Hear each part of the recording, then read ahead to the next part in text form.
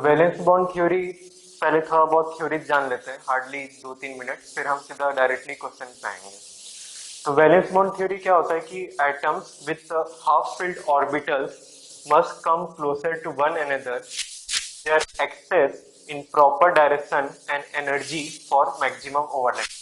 ये बस यही बोलना चाह रहा है कि आपके जो हाफ फील्ड ऑर्बिटल्स जो होते हैं वो पास में आते हैं, ऐसे पास में आते हैं कि उनका यही टारगेट रहता है कि मैक्सिमम ओवरलैपिंग हो।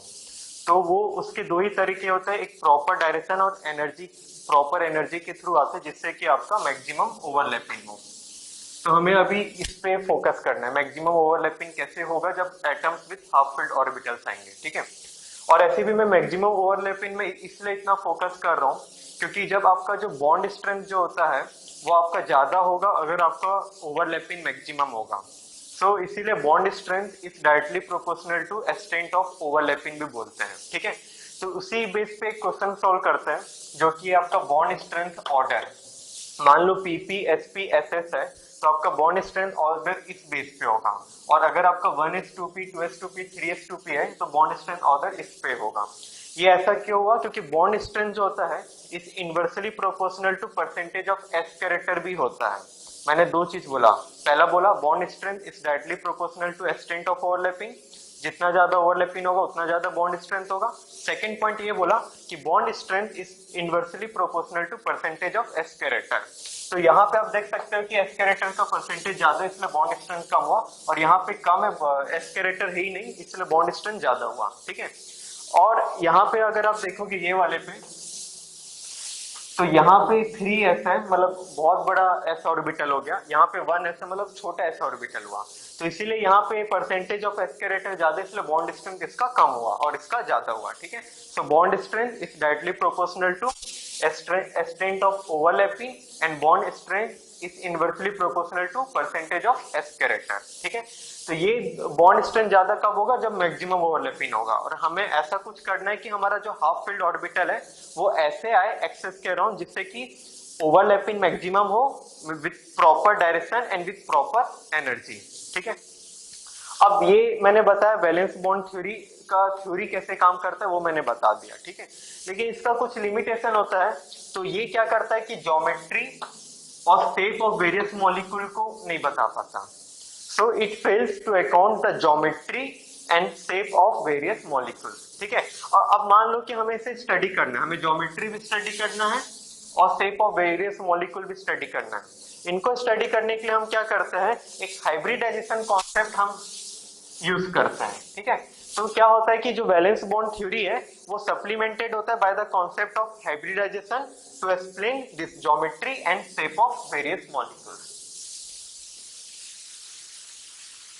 सो अभी हम हाइब्रिडाइजेशन देखेंगे। तो हाइब्रिडाइजेशन में क्या है, it is the property of intermission of orbitals, ठीक है। अब each orbitals has two lobe hybridization में, एक स्मॉल लोब होता है एक लार्ज लोब होता है। तो जो ओवरलैपिंग में जो पार्टिसिपेट करता है वो लार्ज लोब पार्टिसिपेट करता है, स्मॉल लोब पार्टिसिपेट नहीं करता है, okay. So hybridisation it is the property of intermission of orbitals, each orbitals has two lobe, one small and one large, and large lobe participate in overlapping, okay. और hybridisation में कौन कौन मतलब आते हैं, वो है sigma bond, lone pair and negative charge. Sigma bond, lone pair and negative charge only participate in hybridisation, okay. Pi bond यहाँ पे हाइब्रिडाइजेशन में पार्टिसिपेट नहीं होता, ध्यान रखना, ना ही पॉजिटिव चार्ज भी पार्टिसिपेट नहीं करता है, ठीक है। अब देखते हैं हम number of atomic orbitals involve in hybridisation. यहाँ पे है नंबर ऑफ हाइब्रिड ऑर्बिटल और हाइब्रिडाइजेशन, ठीक है। तो हाइब्रिडाइजेशन में कौन कौन से एटॉमिक ऑर्बिटल, कितने एटॉमिक ऑर्बिटल इन्वॉल्व हो रहा है वो ये बताता है, इसके कारण कितने हाइब्रिड ऑर्बिटल बनते हैं वो ये बता रहा है, और क्या हाइब्रिडाइजेशन हम बोलेंगे वो ये बता रहा है, ठीक है। अगर number of atomic orbital involve in hybridisation 2 है तो हाइब्रिड ऑर्बिटल्स का भी नंबर 2 होगा और इसका हाइब्रिडाइजेशन होगा sp, ठीक है। अगर 3 है तो उसका भी हाइब्रिड ऑर्बिटल 3 होगा, इसका हाइब्रिडाइजेशन होगा sp2। उसी तरीके से अगर 4 है तो ये भी 4 होगा, ये या तो sp3 होगा या तो dsp2 होगा। कब sp3 होगा कब dsp2 होगा ये हम थोड़ी देर के बाद बताएंगे, ठीक। वैसे यहाँ 5 है तो यहाँ भी 5 और ये है sp3d और dsp3 होगा। अगर यहाँ पे 6 है तो ये भी 6 और यहाँ पे sp3d2 एंड या तो d2sp3 होगा। यहाँ पे 7 है तो इधर भी 7, तो यहाँ पे sp3d3 या तो d3sp3 होगा। ठीक है, तो यहाँ पे क्या है, जो हाइब्रिडाइजेशन में कौन कौन से कितने एटॉमिक ऑर्बिटल इन्वॉल्व हुए वो ये बता रहा है, उसके कारण ही उतने ही नंबर ऑफ हाइब्रिड ऑर्बिटल बनते वो ये बता रहा है, और उतने नंबर ऑफ हाइब्रिड ऑर्बिटल को कौन सा हाइब्रिडाइजेशन बोलते हैं वो हमने ये देख लिया। ठीक है, जैसे कि मैंने कहा कि hybridisation geometry and shape of various molecule के बारे में बता देता है, लेकिन वैलेंस बॉन्ड थ्योरी उतना नहीं बता पाता है। तो अब हम देखते हैं हाइब्रिडाइजेशन बताता कैसे। ठीक है, तो यहाँ पे है नंबर ऑफ सिग्मा बॉन्ड। जैसे मैंने बोला हाइब्रिडाइजेशन में कौन कौन पार्टिसिपेट करता है, sigma bond, lone pair and negative charge. तो यहाँ पे मैंने लिखा है नंबर ऑफ सिग्मा बॉन्ड जो पार्टिसिपेट कर रहा है हाइब्रिडाइजेशन में, number of lone pair plus number of negative charge, क्योंकि मैंने बोला लोन पेयर नेगेटिव चार्ज भी हाइब्रिडाइजेशन में पार्टिसिपेट करता है, तो इनका मैं number of lone pair plus number of negative charge में ये वाला कॉलम लिखा हूं। और सिग्मा बॉन्ड इस नंबर ऑफ सिग्मा बॉन्ड पे और इस number of lone pair plus number of negative charge में कौन सा मॉलिक्यूलर ज्योमेट्री होता है वो हम बता सकते हैं। तो ये मैंने अपने थर्ड कॉलम में लिखा है। ठीक है, तो अब देखते हैं, मान लो कि नंबर ऑफ सिग्मा बॉन्ड 2 है, ठीक है, और number of lone pair plus number of negative charge मान लो 0 है, तो उस समय मॉलिक्यूलर ज्योमेट्री हो जाएगा आपका लीनियर, ठीक, जो कि 180 डिग्री ही रहेगा। अगर मान लो नंबर ऑफ सिग्मा बॉन्ड 3 है, तो number of lone pair plus number of negative charge मान लो 0 है, तो उस समय मॉलिक्यूलर ज्योमेट्री क्या होगा। उसी तरीके से अगर मान लो ये 2 है, अब ये 1 है, कोई भी मान लो 1, अब बोल सकते हो कि नंबर ऑफ लोन पेयर से भी 1 हो सकता है या तो नंबर ऑफ नेगेटिव चार्ज से भी 1 हो सकता है। ठीक है, क्योंकि ये number of lone pair plus number of negative charge है। तो एक मतलब 0 होगा और एक 1 होगा। ठीक, तो अगर 1 होता है number of lone pair plus number of negative charge, तो उस समय मॉलिक्यूलर ज्योमेट्री हो जाएगा आपका बैंड। अगर नंबर ऑफ सिग्मा बॉन्ड 4 है, ये मान लो 0 है, तो ये आपका हो जाएगा टेट्राहेड्रन। ये मान लो 3 है, ये 1 है, तो ये हो जाएगा आपका ट्रायंगुलर पिरामिडल। अगर मान लो ये 2 है, ये भी मान लो 2 है, तो ये हो जाएगा आपका बैंड। इसका बेस्ट एग्जांपल अगर मैं बोलूं तो ये आप देख सकते हो CH4 4 sigma bond 0 lone pair, triangular pyramidal NH3 और बैंड H2O। H2O में क्या है, 2 सिग्मा बॉन्ड 2 लोन है ना, तो इसलिए वो बैंड होता है। ठीक, उसी तरीके से अगर ये 5 है, अगर ये 0 है तो ट्रायंगुलर बाइपिरामिडल, अगर ये 4 है, अगर ये 1 है तो ये सीसॉ, अगर ये 3 है, ये 2 है तो टी शेप, और अगर ये 2 है और ये अगर 3 है तो आपका लीनियर।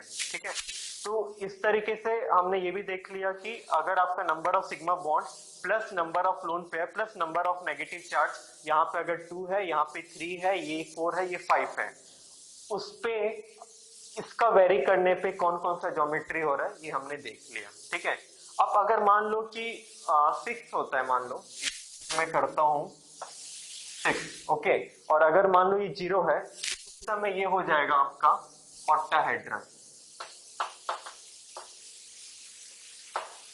ठीक है, अगर मान लो ये 5 करता हूं और इसको मुझे 1 करना पड़ेगा क्योंकि टोटल मुझे 6 करना है, तो अगर ये 5 है और ये अगर 1 है, ठीक है, तो उस समय हो जाएगा आपका स्क्वायर पिरामिडल।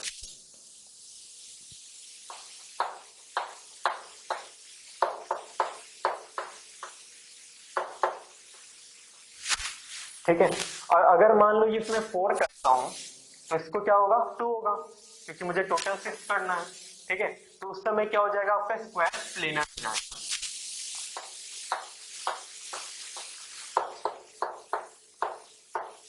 ठीक है, तो इस तरीके से हमने देख लिया, अगर number of sigma bond plus number of lone pair plus number of negative charge अगर 1 है, 2 है, 3 है, 4 है, 5 है, 6 है, विथ वेरिंग ये वाला कॉलम, उस समय क्या क्या मॉलिक्यूलर ज्योमेट्री होगा।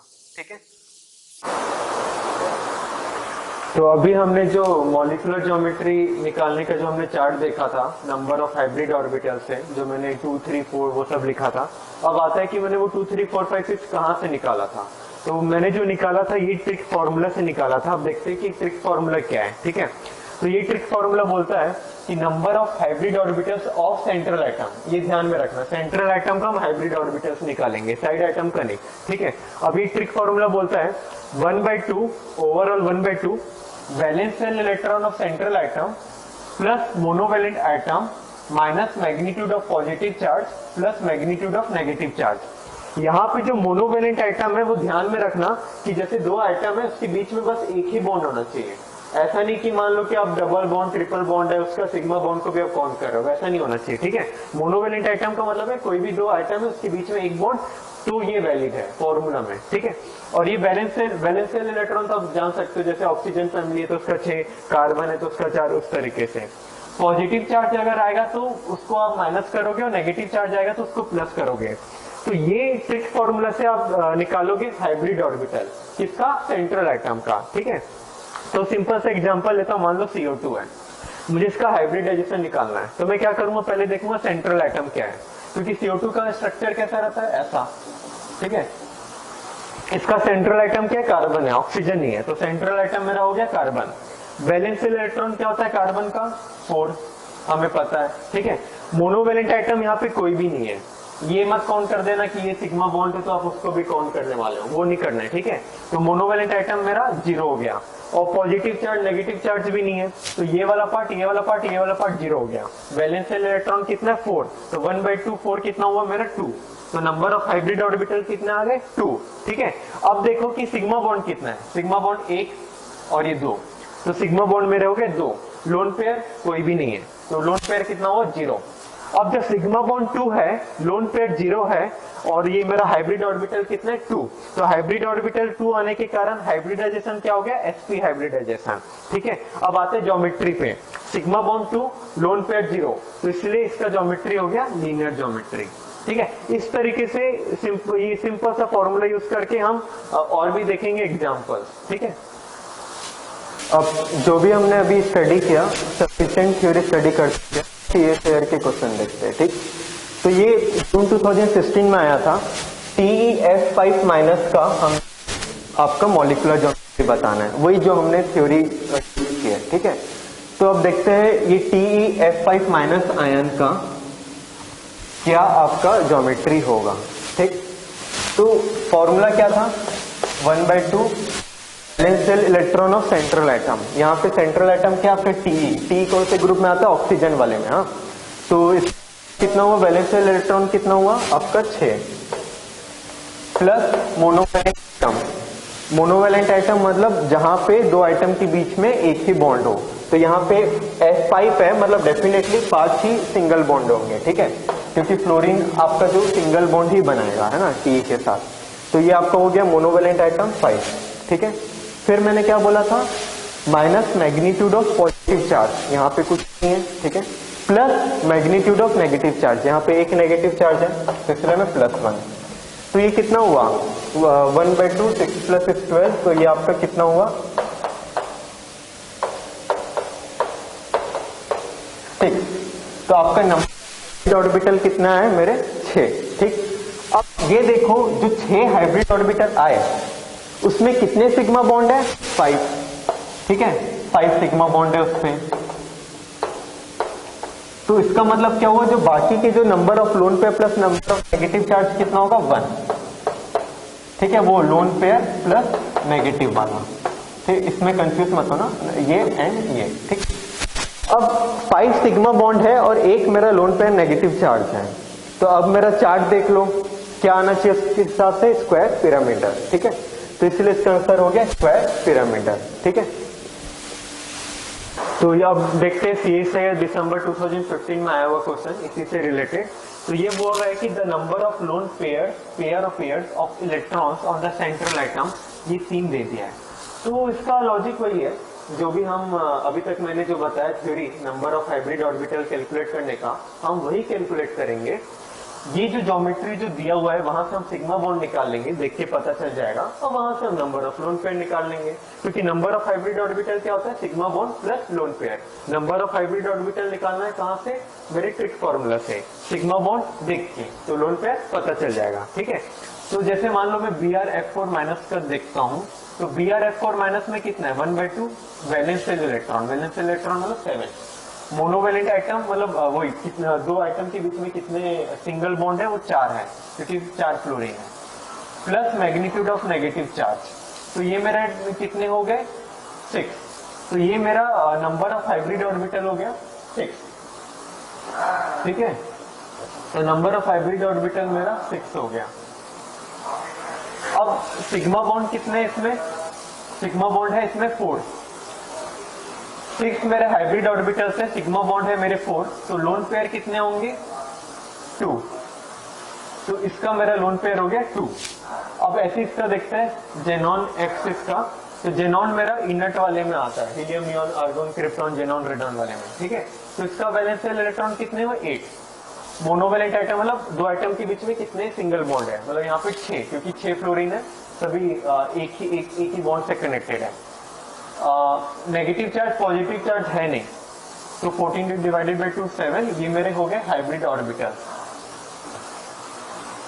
ठीक है, 7 मेरे हाइब्रिड ऑर्बिटल। अब देखते हैं सिग्मा बॉन्ड कितने हैं, सिग्मा बॉन्ड मेरे 6, क्योंकि 6 फ्लोरीन अटैच है, ठीक है, सिग्मा बॉन्ड मेरा हो गया 6।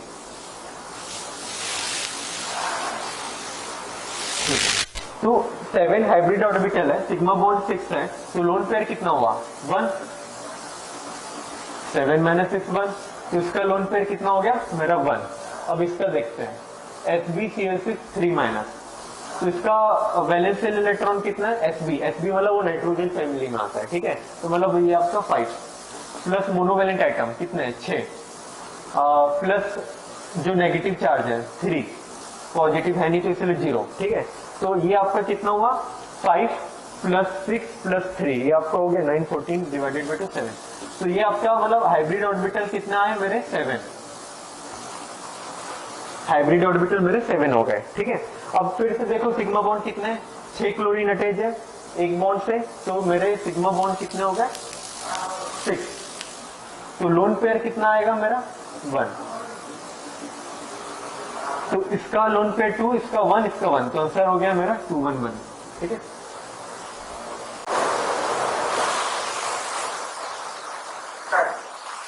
बहुत देर से अभी हम लोग CSIR के क्वेश्चन देख रहे हैं, अब थोड़ा गेट का भी क्वेश्चन देख लेते हैं। तो ये गेट 2013 में आया हुआ क्वेश्चन है, वो ये पूछ रहा है कि conversion of BF3 to BF4 minus accompany, तो सिमेट्री ऑफ बॉन्ड लेंथ में वो देख रहा है कि इंक्रीज होगा डिक्रीज होगा जब BF3 मेरा BF4 माइनस में कन्वर्ट होगा। तो जैसे increase in symmetry, increase in bond length, कोई एक इंक्रीज है कोई डिक्रीज है, दोनों डिक्रीज, एक डिक्रीज एक इंक्रीज, ऐसे ही 4 ऑप्शन दिया और हमें बताना है BF3 से BF4 माइनस में जाने से क्या होगा। तो इसको भी हम अपने वही सेम हाइब्रिड ऑर्बिटल्स कैलकुलेट करके ही हम इसको सॉल्व करेंगे, देखते कैसे है ना। तो अब BF3, ठीक, BF3, तो मैंने इसको ऐसा लिखा और कुछ ऐसा करके मैंने ऐसा लिखा है। अब मैं ये पूछूंगा आप लोगों से कि मैंने ऐसा लिखा क्यों, ये BF3 को मैंने ऐसा क्यों लिखा, थोड़ा सोचो।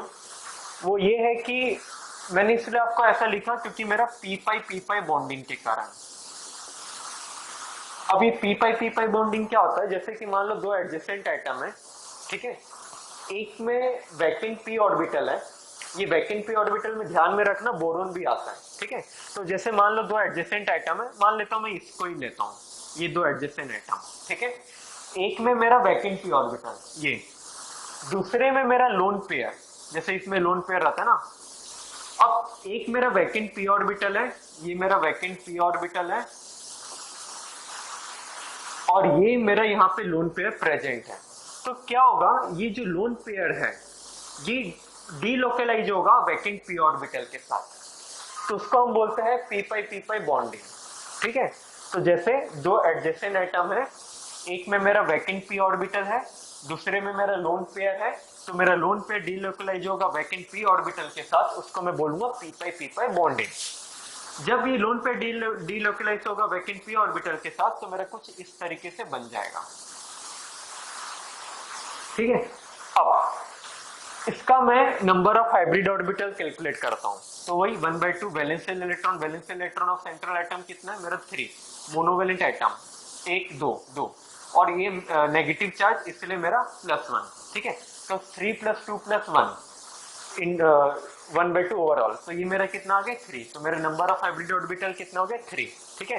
क्योंकि 3 मेरे क्या है वैलेंशियल इलेक्ट्रॉन है, 2 मेरा क्या है मोनोवैलेंट आइटम, ये वाला, और ये +1 मतलब नेगेटिव चार्ज है, ठीक है। तो ये मेरा number of hybrid orbitals of central atom मतलब बोरॉन का ऑफ बोरॉन ऑफ BF3। तो हमने इसको कैलकुलेट कर दिया, जो मेरा आया 3। अब सिग्मा बॉन्ड कितने यहाँ पे मेरे 2 है, ठीक है, और सिग्मा बॉन्ड मेरे 2 है, तो लोन पेयर कितना हो जाएगा मेरा 1। तो यहाँ पे मेरा लोन पेयर कितने हो गए 1। अब ये लोन पेयर प्रेजेंट होने के कारण क्या होगा, मेरा ज्योमेट्री क्या होगा, डिस्टॉर्टेड ज्योमेट्री होगा। तो इसके कारण मेरा कैसा ज्योमेट्री आ जाएगा, डिस्टॉर्टेड ज्योमेट्री, ठीक है। ये डिस्टॉर्टेड ज्योमेट्री आने के कारण क्या होगा कि मेरा सिमेट्री BF3 का कम हो जाएगा, ठीक है। अब ये डिस्टॉर्टेड ज्योमेट्री समझ में आ गया। अब देखो कि ये होने के कारण मेरा डबल बॉन्ड आ रहा है। डबल बॉन्ड आने के कारण क्या हो रहा है, मेरा जो बॉन्ड लेंथ है वो मेरा डिक्रीज हो रहा है। तो बॉन्ड लेंथ क्या होगा, डिक्रीज होगा, क्योंकि यहाँ पे मेरा डबल बॉन्ड आ गया है। तो मेरा डिस्टॉर्टेड ज्योमेट्री मतलब सिमेट्री कम हो गया, और बॉन्ड लेंथ मेरा डिक्रीज हो रहा है क्योंकि मेरा डबल बॉन्ड आ रहा है। तो BF3 में सिमेट्री भी कम है और बॉन्ड लेंथ भी कम है, ध्यान रखना। अब देखते हैं BF4 माइनस में कैसा हो रहा है। तो जल्दी से देख लेते हैं BF4 माइनस में कैसा हो रहा है।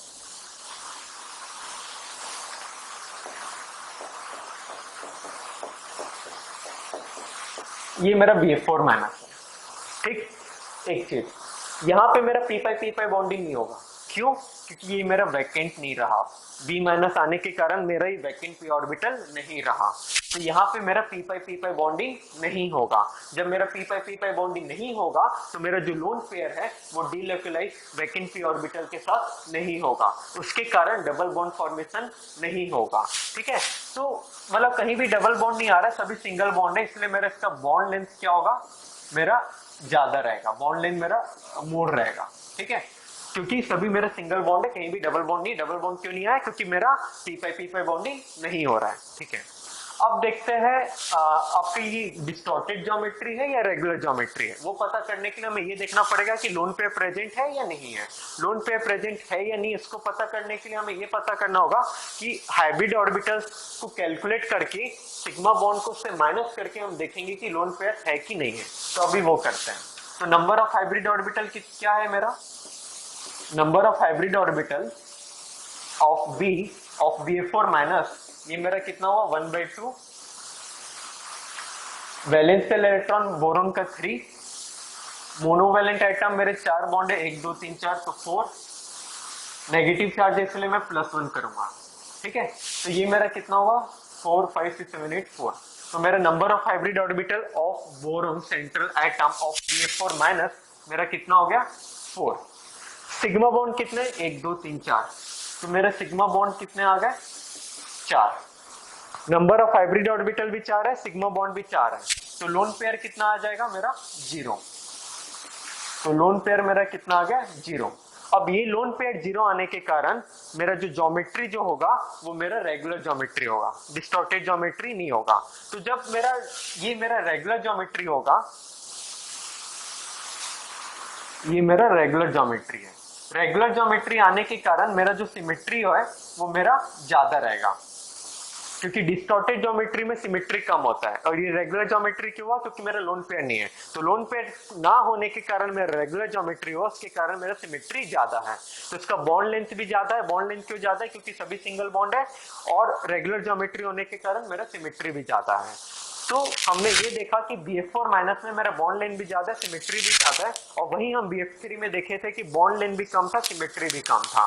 तो BF3 से BF4 माइनस जाने में मेरा बॉन्ड लेंथ भी बढ़ेगा और सिमेट्री भी बढ़ेगा, क्योंकि BF3 का मेरा बॉन्ड लेंथ सिमेट्री दोनों कम है, और BF4 माइनस में मेरा बॉन्ड लेंथ और सिमेट्री दोनों ज्यादा है। तो यहाँ से यहाँ जाने में मेरा सिमेट्री भी बढ़ेगा और बॉन्ड लेंथ भी। तो अभी तक हमने जितने भी क्वेश्चन सॉल्व किए वहां पे हम क्या करते थे, नंबर ऑफ हाइब्रिड ऑर्बिटल निकालते थे ये वाले ट्रिक फॉर्मूला से। क्या था ट्रिक फॉर्मूला, जल्दी रिकॉल कर देता हूँ। 1/2 वैलेंस शेल इलेक्ट्रॉन, ये 1/2 मतलब ओवरऑल, हाँ, वैलेंस शेल इलेक्ट्रॉन और central atom plus monovalent atom. Monovalent atom में क्या होता था, 2 एटम के बीच में जो सिंगल बॉन्ड है बस उसी को लेते थे, है ना, ठीक। Minus magnitude of positive charge plus magnitude of negative charge. अब मैं बोल रहा हूं ये जो फॉर्मूला से अगर आप आंसर लाते हो तो हमेशा सही रिजल्ट नहीं आएगा। ये वाले फॉर्मूला से अगर आप आंसर लाते हो तो हमेशा आंसर सही नहीं आएगा। अब कब सही नहीं आएगा हम वो देख लेते हैं। वैसे तो ये फॉर्मूला बहुत ही सिंपल है, कुछ भी क्वेश्चन आता है जस्ट ये पुट करो, सॉल्व कर लो, खत्म। लेकिन हमेशा ये सही रिजल्ट नहीं देगा। तो हम देखते हैं कब सही रिजल्ट नहीं देगा। ठीक, फर्स्ट ये जब अगर आपका सेंट्रल एटम का साइज, जब सेंट्रल एटम का साइज और साइड एटम का साइज बहुत ज्यादा हो जाता है तब ये काम नहीं करेगा। सिर्फ सेंट्रल एटम का साइज बढ़ने से या तो सिर्फ साइड एटम के साइज बढ़ने से नहीं, दोनों, अगर central atom as well as side atom दोनों का अगर साइज बहुत ज्यादा हो जाता है तो ये फॉर्मूला वैलिड नहीं होगा। इसी के बेस पे क्वेश्चन आया है CSI जून 2014 में। देखते क्या है। Structure of SbPHF5 and PPHF5 respectively are, मैं ऑप्शन नहीं लिखा हूं, बस ये पूछा है कि SbPHF5 एंड PPHF5 का स्ट्रक्चर क्या होगा। ठीक, अब आप मान लेते हैं ये वाले फॉर्मूला को मैं यूज करता हूं, फिर देखते क्या होता है। तो number of hybrid orbital of central atom मान लो Sb का कितना होगा 1/2, वैलेंस इलेक्ट्रॉन 5 तो 1/2 5 प्लस मोनोवैलेंट एटम 5 तो 1/2 5 प्लस 5 तो कितना हुआ 5। ठीक है, और यहाँ पे 5 सिग्मा बॉन्ड है, 0 लोन पेयर है, तो क्या आना चाहिए ट्रिगनल बाइपिरामिडल इसका। उसी तरीके से PPHF5 का भी ट्रिगनल बाइपिरामिडल होगा, क्योंकि यहाँ पे मेरा ये Sbp क्या है, नाइट्रोजन फैमिली में आता है, तो वैलेंस इलेक्ट्रॉन कितने 5, मोनोवैलेंट एटम क्या है, दोनों में 5, पॉजिटिव नेगेटिव चार्ज है नहीं, तो 1/2 5 प्लस 5 कितना हुआ मेरा 5, तो 5 सिग्मा बॉन्ड 0 लोन पेयर, तो दोनों केस में ट्रिगनल बाइपिरामिडल आना चाहिए अगर मैं ये फॉर्मूला, ये वाला ट्रिक फॉर्मूला यूज करता हूं तो। लेकिन एक्चुअल में क्या होता है, आपका जो SbPHF5 होता है वो ट्रिगनल बाइपिरामिडल नहीं होता, वो आपका होता है स्क्वायर पिरामिडल। क्यों? क्योंकि मैंने बोला है कि ये वाला फॉर्मूला हमेशा सही रिजल्ट नहीं देगा। कब सही नहीं रिजल्ट देगा, जब आपका सेंट्रल एटम और साइड एटम अगर बहुत ज्यादा साइज हो जाता है तब ये वाला फॉर्मूला हम यूज नहीं कर सकते। इसीलिए बेस्ट एग्जांपल ये है आपका SbPHF5, यहाँ पे पीएच मतलब फिनाइल ग्रुप बहुत ज्यादा साइज है, Sb नीचे में मतलब नाइट्रोजन फिर फॉस्फोरस फिर AS फिर Sb, तो नीचे जाने से साइज बढ़ता है ना, तो Sb इसका भी साइज बहुत ज्यादा है, PH इसका भी साइज बहुत ज्यादा है, तो दोनों का साइज बहुत ज्यादा है, इसलिए हम ये वाला फॉर्मूला यूज नहीं कर सकते SbPHF5 के लिए। इसीलिए इसका ट्रिगनल बाइपिरामिडल रिजल्ट नहीं है, इसका रिजल्ट क्या है स्क्वायर पिरामिडल। लेकिन PPHF5 में आप ये वाला फॉर्मूला यूज कर सकते हो, क्योंकि फॉस्फोरस का साइज इतना ज्यादा नहीं है, ठीक है, और फिनाइल का साइज ठीक है ज्यादा है, लेकिन फॉस्फोरस का इतना ज्यादा नहीं है, इसलिए आप ये वाला फॉर्मूला यूज करके आप ट्रिगनल बाइपिरामिडल निकालिए PPHF5 के लिए। लेकिन SbPHF5 का एक्चुअल स्ट्रक्चर होता है आपका स्क्वायर पिरामिडल, क्योंकि आपका सेंट्रल एटम और साइड एटम दोनों का साइज ज्यादा है, तो आप ये वाला फॉर्मूला यूज नहीं कर सकते SbPHF5 के लिए। तो इसका आंसर क्या होगा स्क्वायर पिरामिडल एंड इसका ट्रिगनल बाइपिरामिडल। तो ये एक केस है कब ये फॉर्मूला आप यूज नहीं कर सकते, ठीक है। दूसरा केस कब होता है, जब कभी भी मान लो ट्रांजिशन एलिमेंट का जब कॉम्प्लेक्स आता है, कोऑर्डिनेशन कॉम्प्लेक्स आता है, तो हमेशा ये वैलिड नहीं होता है। अभी तक मैंने जो भी एग्जांपल, जो भी मैंने क्वेश्चन दिखाया, उसका जो सेंट्रल एटम था वो ट्रांजिशन एलिमेंट नहीं था। जब ट्रांजिशन एलिमेंट सेंट्रल एटम आ जाता है, ठीक है, तो ये वाला ट्रिक्स यूज मत करना। तो उस समय हम क्या करेंगे वो मैं अपने नेक्स्ट क्लास में बताऊंगा, उस वो वाले जब उस टाइप के केसेस आएंगे तो हमें क्या करना है। लेकिन अभी के लिए बस इतना ध्यान रखना, जब कभी भी ट्रांजिशन एलिमेंट का कोऑर्डिनेशन कॉम्प्लेक्स आता है और जब आपको हाइब्रिड ऑर्बिटल या उसका ज्योमेट्री पता करना है तो आप ये वाला फॉर्मूला यूज नहीं करोगे। तो ये वाले फॉर्मूला का मैं दो लिमिटेशन बता दिया। पहला, if size of central side atom are very large then don't use, and second, if come transition element in coordination complex then don't use, ठीक है। अब वो कैसे हम इसको डील करेंगे वो हम अपनी नेक्स्ट क्लास में बताएंगे। तो आज के लिए इतना ही, थैंक यू।